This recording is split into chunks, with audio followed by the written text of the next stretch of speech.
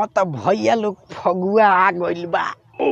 एगो नया नया भौजियो आइल बाड़ी। चलो तनी आज उन्हीं से होली खेले आ चाप के रंग लगाए। अरे ये पुष्पा भौजी केने बाड़ू हो? अरे तू उड़ावे लू कमाई अपन सोनिया जी के सऊदी के। अरे तू उड़ावे लू कमाई अपन सोनिया जी के सऊदी के। आज तो चपक के गलिया रंग हम तो अपना पुष्पा भौजी के। अरे केने बाड़ू हो? आवो ना घरवा में से। के हो जी? अरे हम हई हम। के?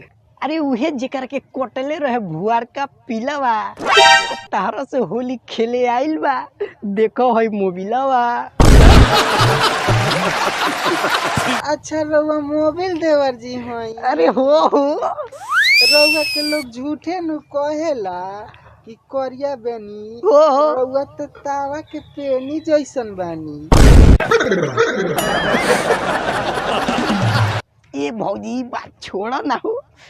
अपन हई घूंघटा उठाव कि तारा के हम देख ली। ना हमरा बड़ी लाज लागेला। अरे काहे तू लजात बाड़ू हो कि हमारा लागल बा लूह अखिया की सेक लेती। हमारा लागल बा लूह अखिया की सेक लेती आ तनी सा घूंघटा उठा दे तू ये पुष्पा फौजी तार चांद जैसन चेहरा के देख लेती। अच्छा इतना प्यार से कहता नितली देख ली। अरे उठाओ। अरे माई रे माई तू ही पुष्पा भौजी हो का हो? कब का? कौन सारवा कहता कि हसीन लागेलू? अरे तू तो काली जी के बहिन लागेलू। रउआ हमार इतना बड़ाई मत करी ना तो हम खुशी के मारे मर जाए। अरे तहार बड़ाई कहाँ करता नहीं हो? तहार चेहरा देख के हमरा डर लागता कि सारवा हम ही मत मर जाई। अरे तू ही हो जे इतना खूबसूरत बाड़ू। तहरा खातिर पूरा इंडिया में मारा मारी होता।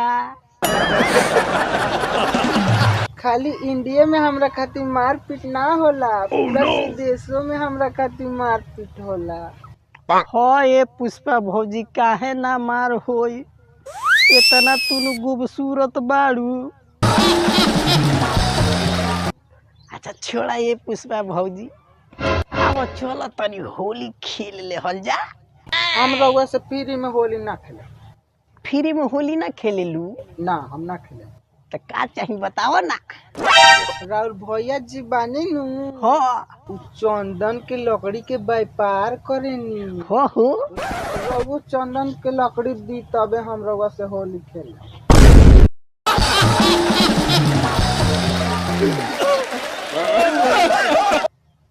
चंदन के लकड़ी? ये पुष्पा भौजी तू जानता रू कि हम बचपने से गरीब हई। हमारा लगे चंदन के लकड़ी नहीं खे। एगो केरा के लकड़ी बा, उहे ले लो आ होली खेल लो। केरा के लकड़ी? हाँ हम केरा के लकड़ी से होली ना खेले। रउआ चंदन के लकड़ी देम तबे हम रउआ से खेले। अरे मान जाना ये भौजी, हम कहाँ जाई चंदन के लकड़ी लियावे? तले वही से काम चलावो। ना हम रउआ से होली ना खेले। ये खाली तू होली हमारा से खेल ले तू नु तो पूरा इंडिया में हमरो नाम हो जाई कि हम पुष्पा भौजी के साथे होली खेल ले बानी। चलो ना चलो ना हटी, रउआ चंदन के लकड़ी लियाम तबे हम रउआ से होली खेले। और चंदन के लकड़ी नहीं कि कीड़े के लकड़ी से काम चला लो। चलो चलो ना चलो चलो।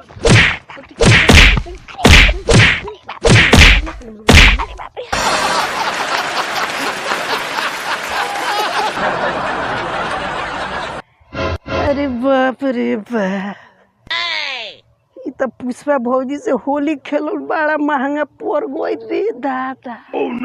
हाँ